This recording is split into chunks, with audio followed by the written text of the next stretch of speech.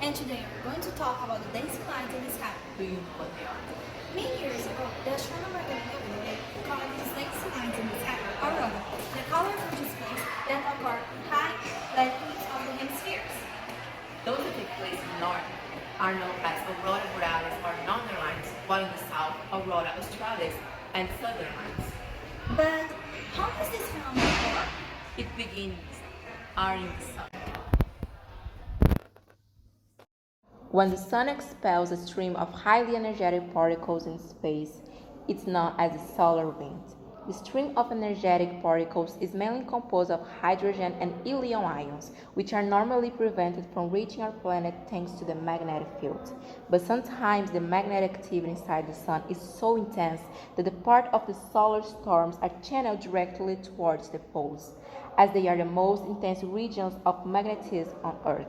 It is for this reason that auroras occur in regions such as Europe, Antarctica, and never in Brazil, for example. And it's in the atmosphere that the collisions of particles and gases occur that form the beautiful colors of the auroras. After there are collisions between the atoms of the atmosphere and the solar wind, the molecules and atoms absorb a lot of energy and become excited. Then their electrons jump to their outermost shell, and then when they return to their starting position, they release photons. The number of electrons in an element determines the size of its atomic radius, which corresponds to the distance between the nucleus and the outermost electron. And the larger the atomic radius, the more energy levels the element will have. Thus, by making the difference in energy between the electronic levels involved, we obtain the amount of energy released, which will generally be less than the energy absorbed. This happens because the element can lose energy in the form of heat due to factors such as temperature and pressure. Depending on where the atoms and molecules are in the atmosphere and which elements are involved, they emit different colors, since the energy released is directly proportional to the wave frequency of the light proportional to the color. When the solar wind collides with oxygen present in the atmosphere, the difference in energy between the two electronic levels of this element is related to green light. And while the difference in energy between the two electronic levels of hydrogen and helium refers to blue and purple lights, that of nitrogen refers only to blue light. Like paint combinations, the skies also suffer this variation according to the intensity and combination of emissions. It's interesting to think that despite being an event directly linked to the sun, the auroras are overshadowed by it during the day, so the incidence is higher during the winter when the duration of the day is shorter and in regions far from the urban lights. That's why the Aurora Australis is so little talked about, because it's not as accessible for viewing as the Aurora Borealis, and the southern hemisphere also does not offer much structure for this type of tourism. Although the possibility that auroras emit sound has been discarded for a long time, scientists have been dedicated to understanding how this phenomenon happens, also looking for ways to prove it.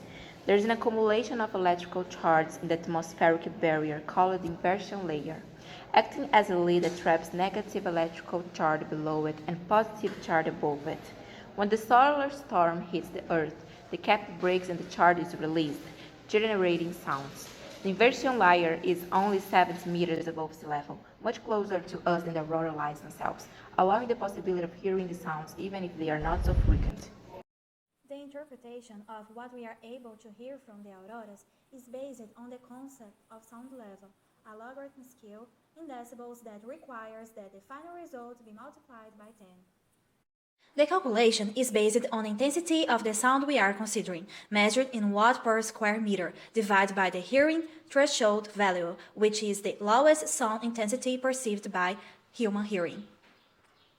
Although there is no data on the exact intensity of auroras, they are usually associated with the same power as applause, of 60 decibels.